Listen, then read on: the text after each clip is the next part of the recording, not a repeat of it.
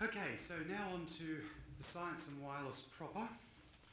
And given that we are starting off, it's a great opportunity to look to the future, and in particular look to the future of RF technologies. And we have presentations from industry, academia, and government, and I'll jump straight over to those, but one thing, if I could ask that you hold your questions until the panel discussion.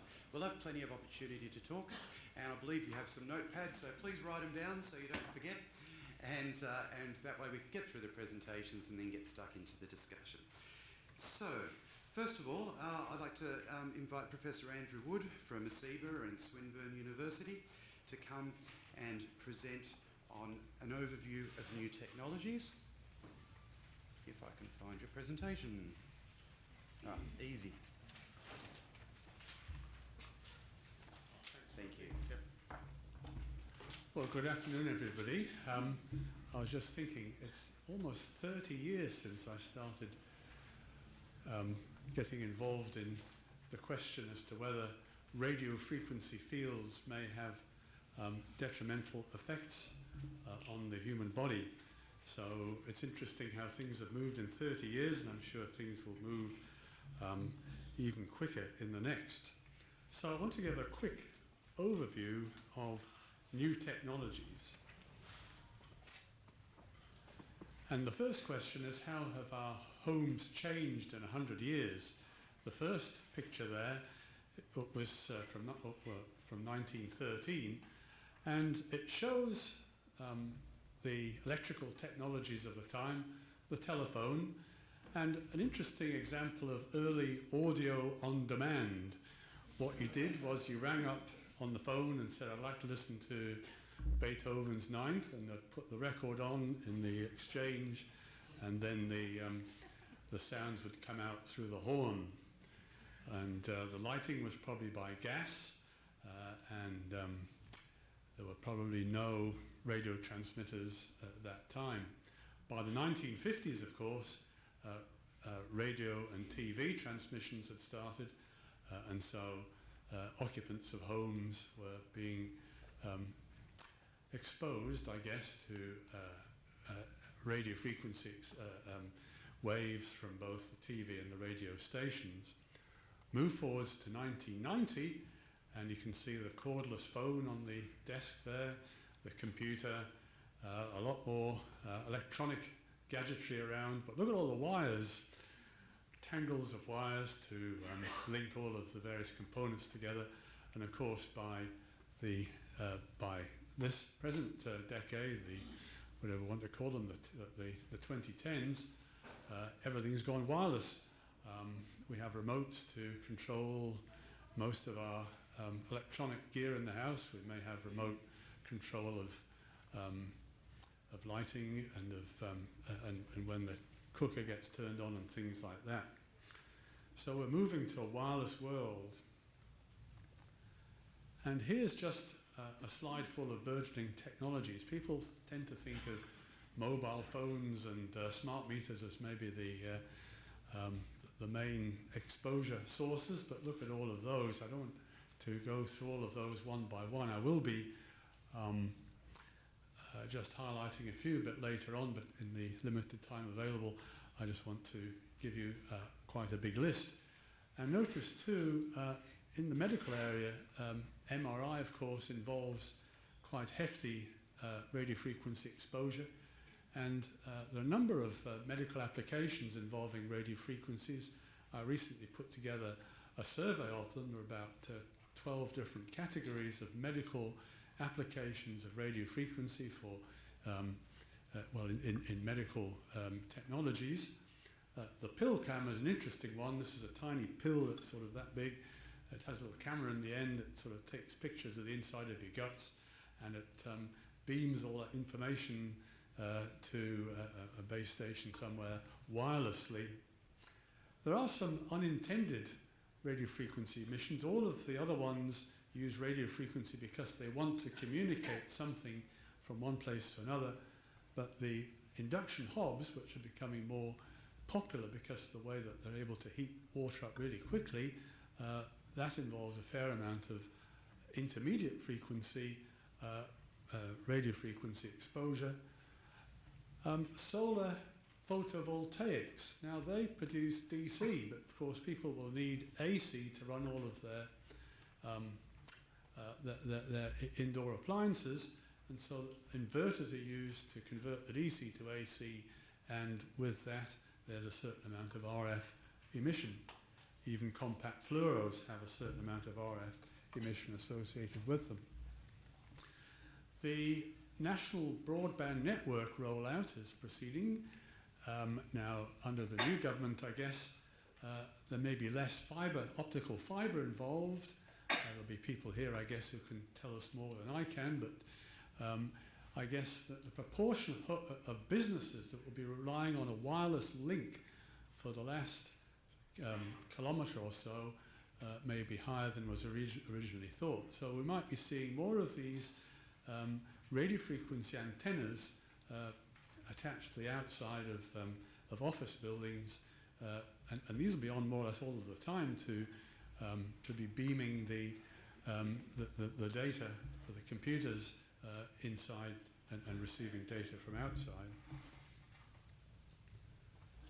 And here are the dreaded smart meters. If you go to this website, some guys have managed to tear one apart to see what's inside, and there you are. That's what's inside a typical smart meter.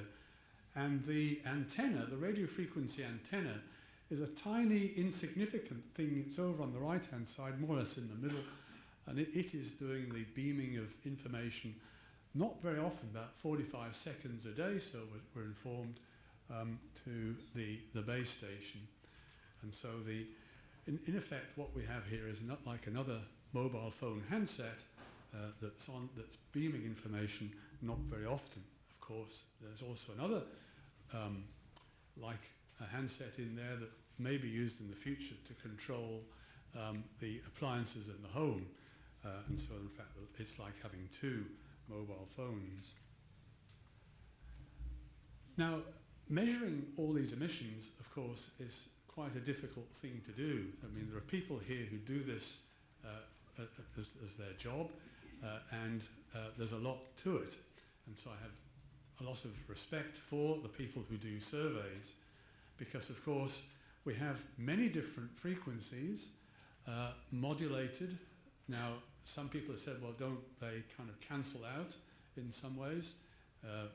For transmission lines for electrical power, some of the reduction in exposure is achieved through phase cancellation. But unfortunately, the higher the frequency you go, the less possibility there is for phase cancellation. And it's best really just to treat every source as being a separate source, as it says at the bottom, to wait to sum them all, but to remember that the actual limits vary throughout the spectrum, and so the denominator used in the evaluation as to whether there's compliance with the limit has to take into consideration the fact that the limits do change from one frequency range to another. Beams may or may not overlap. You can see that the beams are quite narrow, but there are side beams, side lobes, so it is possible to put separate antennas on the one tower, and there may be a certain amount of overlap there, but of course people will need to know about that, and of course I think we're going to hear a presentation a bit later on that will investigate some of that. The distance to sources, of course, will vary quite a bit, and the measurement of exposure does need to take into consideration reflections from the ground, for example. You can see the bottom diagram there is showing some very strong enhancements in some regions and cancellation in other regions. So people who do these measurements are aware of all of this and are able to produce a weighted sum of all of the intensities throughout the range, and are able to show what sort of percentage of the limit the overall exposure is. With sources, things are a bit more difficult, because most of the devices, if you're in the near field, if you're quite close to a source, the source probably is very weak and will probably not emit much. It'll be in a burst and it'll be very intermittent. So, for example, the electronic key for opening the car door, I guess the use of wireless headphones for use with the computer, that could be a longer exposure using Bluetooth, cordless phones, and of course baby alarms down in the bottom right hand corner. So in general there's no need to sum these separate exposures, because we can assume that we're not exposed to more than one at once, but we could be unlucky, but we just need to be aware of those possibilities. This may be what I was looking for before. Is this a pointer? Yes, it is. It is a pointer. There we go, yes. There was a Swinburne study carried out a few years ago which looked at 20 homes in Melbourne and measured various sources. And the interesting thing is that the ones that were over 1% of the limit were things like two-way radios, microwave ovens, even with all of the the shielding in the door, etc., cordless phones, and wireless phone jacks were quite high.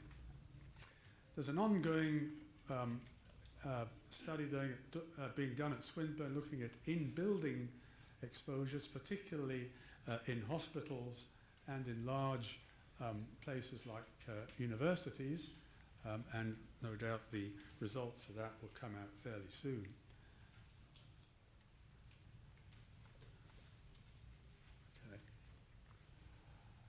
ICNIRP in 2008 brought out a paper on new technologies. The things they noted were that radio frequency identification systems will increase significantly. There'll be a trend towards lower power over shorter ranges, but a lot more sources of exposure, and that radio frequency will be used and reused in all frequency bands, with gaps at the moment being exploited, such as the intermediate frequencies there around the few kilohertz, and of course the higher frequencies, gigahertz and terahertz. Just a bit more on the radio frequency identification. Many of you will be aware of the touch facility with credit cards and with the bag identifications by Qantas. Most of these are passive, but there does need to be a transmitted signal to interrogate the device. So every time you touch your credit card on, you're copying a bit of radio frequency there.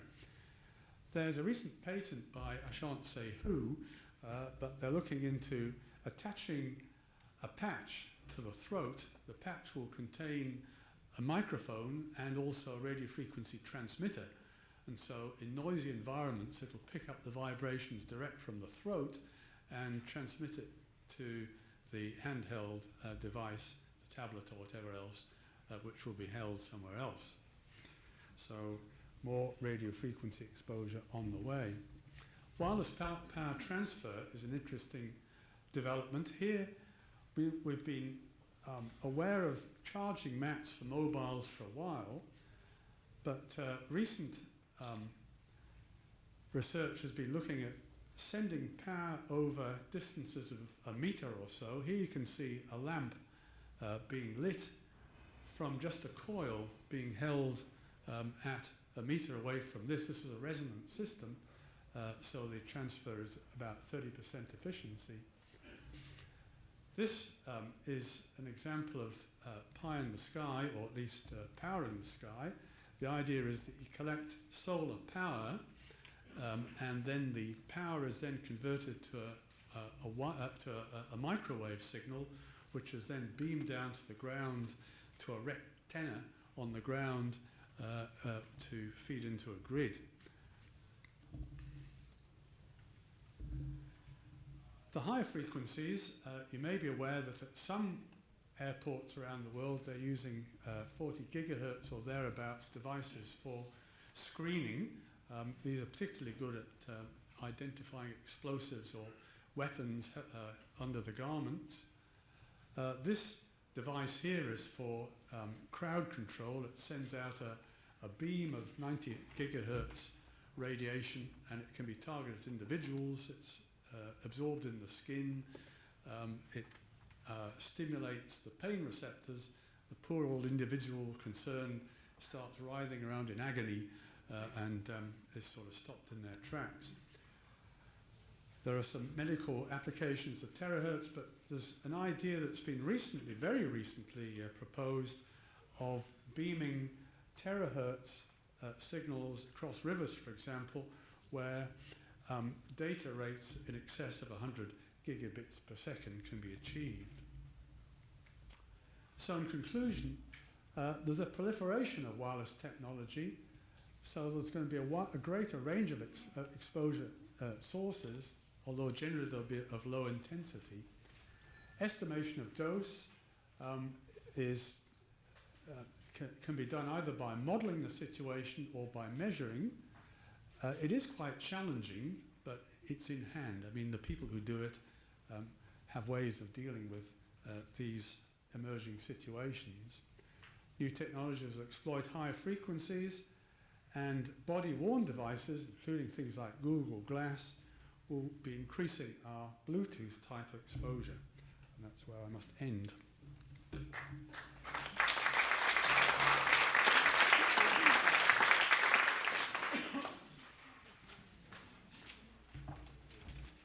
Okay, well, thank you very much, Andrew.